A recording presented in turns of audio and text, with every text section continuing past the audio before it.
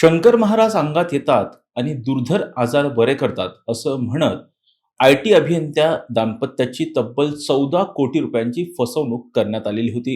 या प्रकरणामधील जे आरोपी आहेत त्या आरोपींना न्यायालयानं न्यायालयीन कोठडी सुनावलेली आहे आणि खरं तर याच विषयी बोलण्यासाठी आपल्यासोबत फिर्यादींचे वकील ॲडव्होकेट विजयसिंह ठोंबरे आहेत. खरं तर काल या प्रकरणामध्ये युक्तिवाद झाला. आरोपींना न्यायालयीन कोठडी सुनावलेली आहे. हे सगळं जे प्रकरण आहे ते एकंदरीत नेमकं काय?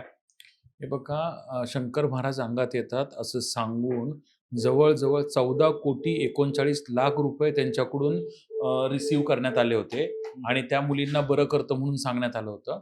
परंतु तसा कुठलाही नाही, हा बंधुगिरीचा प्रकार होता. 14,39,00,000 रुपये वेदिका पंढरपूरकर, कुणाल पंढरपूरकर आणि दीपक खडके या मांत्रिकांच्या अकाउंटला रक्कम गेलेली आहे.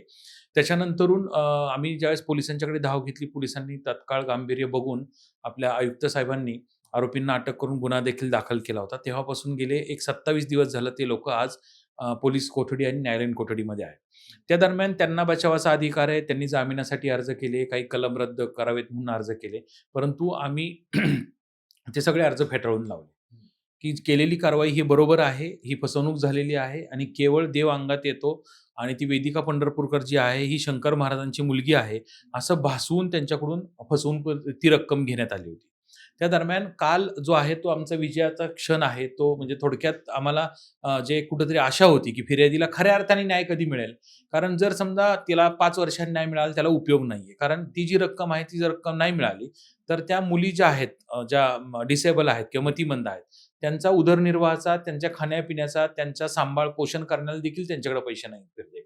त्यामुळं डे वन पासून आमचं हेच म्हणणं होतं, की आम्ही ह्या गोष्टीतून प्रयत्न करत होतो, की ते फसवणूक झालेली रक्कम फिर्यादीला कशी मिळेल. ती जर रक्कम मिळाली तर त्यांचा उदरनिर्वाह चालू शकतो, त्यांचे औषधोपचार होऊ शकतात, सर्व गोष्टी होऊ शकतात. ह्या गोष्टींसाठी आम्ही पहिल्या दिवसापासून लढत होतो आणि काल कुठेतरी आम्हाला आशेचा किरण दिसला. ज्यावेळेस आरोपींना कळालं, की आता केस आपली अगेन्स्टमध्ये गेलेली आहे, आपल्याला कुठलाही बचावाचा मुद्दा नाही, काही नाही. त्यावेळी असं त्यांना वाटलं असेल, की आता शेवटी एक आम्ही रक्कम स्वीकारली आहे आणि ती रक्कम देतो, असं त्यांनी काल कोर्टाला लेखी स्वरूपात कोर्टाला कळवलेलं आहे, की 14,39,00,000 रुपये ही रक्कम आम्ही तिघांनी मिळून घेतलेली आहे आणि ती आम्ही पीडित म्हणजे फिर्यादीला देण्यास तयार आहोत, असं काल न्यायालयाला कळवलेलं आहे.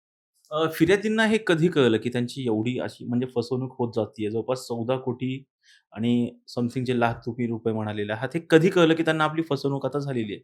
त्यांना जवळ-जवळ हा 4 ते 5 वर्ष हा प्रकार चालू होता. हा सर्व प्रकार चालू असताना केवळ की आज जे लंडनमध्ये राहणारी लोकं आहेत किंवा काय तिथं मेडिकली सगळे उपचार करून झाले. पण काही रोगांवरती उपचारच नाहीये. मग त्यावेळेस त्यांना सांगितलं, की तुम्ही भारतामध्ये जावा, काही देव-देवतांचं वगैरे काही असं काही केलं तुम्ही, तर त्याच्याविषयी त्यांना श्रद्धा ठेवून ते इथं भजनी मंडळामध्ये कोथरूडला जॉइन झाले. तिथं दीपक खडके नावाचा जो मुख्य तांत्रिक-मांत्रिक आहे तो त्यांना भेटला. त्यांनी सांगितलं, की वेदिका ही शंकर महाराजांची मुलगी आहे. तुम्ही तिला जाऊन भेटला, तर तुमचं काम होईल. मग तिची मोडस ऑपरेंडी असं होते, की तुमच्या प्रॉपर्टीमध्ये दोष आहे, तुमच्या अकाउंटमध्ये दोष आहे, ते सगळं माझ्या नावावरती करा. असं सगळं केलं. लंडनचं घर विकलं, राहतं घर विकलं, शेती विकली, फार्म हाऊस विकले, लंडनमधल्या जमीन विकल्या, सोनं, एफ-डीज वगैरे सगळं दिलं. केवळ आणि केवळ हा शिक्षित माणूस असून सुद्धा सगळे लोकं विचारतात, की हा वाहत का गेला? हा आय-टी इंजिनिअर आहे, लंडनमध्ये राहतो, मग एवढी फसवणूक कशी झाली? त्याच्यापुढे ज्या 2 मुली आहेत, त्याच्याशिवाय त्याचं आयुष्यच नाहीये. आणि त्या जर मुली बऱ्या झाल्या, तर पैसा-पाणी काय भरपूर परत कमवता येईल, अशा उद्देशाने तो पैसे देत गेला आणि त्यात वाहत गेला. आणि टोटली त्यांना एक पद्धतीने मानसिकरित्या त्यांच्यावर एक दडपण टाकलं गेलं, की हे नाही केलं तर असं होईल, ॲक्सिडेंट होईल, हे मरेल, तो मरेल, अशी भीती दाखवत गेली. परंतु ज्यावेळेस स्वतःच्या घरातून घर विकायला लावलं, राहतं घर विकायला लावलं आणि भाड्याच्या घरात आलं आणि मांत्रिकानी बंगला घेतला महात्मा सोसायटीमध्ये. हे ज्यावेळेस निदर्शनास आलं, त्यावेळेस त्यांना कळालं, की अरे कुठेतरी आपली फसवणूक होतीये, या संदर्भात कुठेतरी दाद. मग त्यांनी मला भेटल्यानंतर ना आम्ही तात्काळ तसा लेखी अर्ज कमिशन ऑफिसला दिला होता. तो अर्ज घेऊन मग नंतर मीडियाने देखील आम्हाला खूप साथ दिली. आमचं प्रकरण खूप लावून धरलं. मीडियानी लावून समाज माध्यमामध्ये लावून धरल्यानंतर ना आयुक्त साहेबांनी देखील आम्हाला खूप सहकार्य केलं. त्यांनी 12 तासाच्या आतमध्ये तिन्ही आरोपींना अटक करून त्यांना ताब्यात घेतलं. मग ते ताब्यात घेतल्यानंतर चालत आलं. परंतु त्या दरम्यान देखील त्यांनी पैसे बुडवण्यासाठी, मी आपल्याला जाणीवपूर्वक सांगतो, पैसे बुडवण्यासाठी जामिनाचा अर्ज ठेवला, कलम कमी करण्याचे अर्ज ठेवले. पण ते सर्व अर्ज फेटाळले. आम्ही न्यायालयाला आमची बाजू पटवून देऊ शकलो. आणि न्यायालयाने देखील ते मान्य केल्यानंतर सगळे अर्ज फेटाळून लावले. मग त्यांनी काल शेवटी गुडघे टेकले आणि आता ते पैसे द्यायला तयार झालेले आहेत. म्हणजे एवढी मोठी रक्कम जी होती 14 कोटी त्या आरोपींनी कुठे इन्व्हेस्ट केलेली होती याची काही तपशील पुढे आला? असा फिर्यादीला संशय आहे, की तो महात्मा सोसायटीत घेतलेला बंगला, त्यांच्या ज्या कंपन्या आहेत 2-3 त्या कंपन्यांमध्ये इन्व्हेस्टमेंट घेतली आहे. परत जो तो खडके आहे, त्या खडकेनी त्यांचा मठ बांधलेला आहे नाशिकला. इथं ती रक्कम गेल्याचा आम्हाला दाट संशय आहे. पोलिसांचा तपास त्याच्यामध्ये चालू आहे. पूर्ण जी ट्रेल आहे 14 कोटी आले हे कुठे-कुठे गेले, याचा पूर्ण तपास चालू आहे. या प्रकरणामध्ये एक मोडस ऑपरेंडी आहे असं तुम्ही सांगितलेलं आहे. या प्रकरणामध्ये असंच काही प्रकरण यांच्याकडून आधीही काही घडलेलं आहे का? याची काही तपशील पुढे आले? नाही, आता ते येतील लोकं. आता ते समोर लोकं येतील. परंतु हा जो आकडा आहे, हा खूप मोठा होता. बाकीचे कोणाचे 5 लाख, 7 लाख, 20 लाख वगैरे होते, ते लोकं पुढे आले नाहीत किंवा धर्माच्या नावाने किंवा अंधश्रद्धेच्या किंवा काळ्या जादूच्या ह्यानी काही लोकं घाबरून येत पण नाहीत, अशा केसमध्ये. परंतु ह्यांनी जे आहे, यांना कळालं पूर्ण फसवणूक झाली. आता त्या अपंग मुलींचं संगोपन कसं करायचं? त्यांचं खाणं-पिणं, त्यांचे शिक्षण, त्यांना एकतर एकटं सोडता येत नाही. त्यांच्याबरोबर 24 तास एखादा माणूस राहावा लागतो. हे ज्यावेळेस त्यांच्या लक्षात आलं, की अरे काहीच नाही झालं, यांच्यात काहीच फरक नाही झाला. त्यावेळेस त्यांनी कारवाई करण्याची भूमिका घेतली.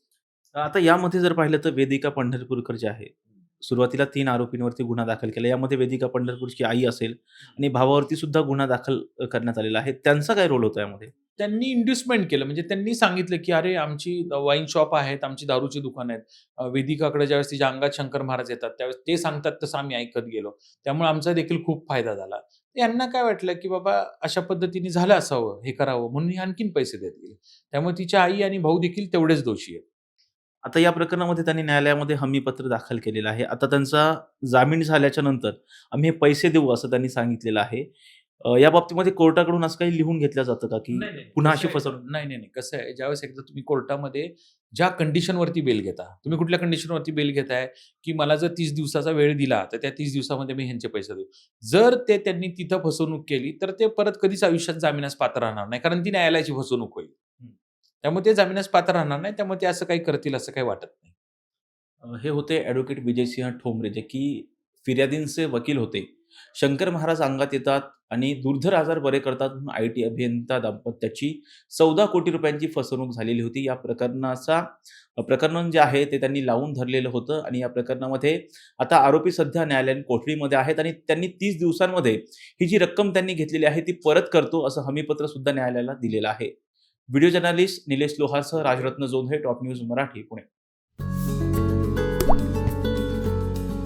आता जोकासु STP या अत्याधुनिक जॅपनीज तंत्रज्ञानाने सुसज्ज, quick installation, energy efficient, noiseless blowers, low maintenance या आणि अशा वैशिष्ट्यांनी परिपूर्ण जोकासु STP तंत्रज्ञान प्रकल्प उभारणीपासून ते विक्री पश्चात समाधानकारक सेवा देणारी, भारताबरोबरच परदेशात देखील प्रकल्पांची यशस्वी उभारणी करणारी company Deccan water treatment private limited.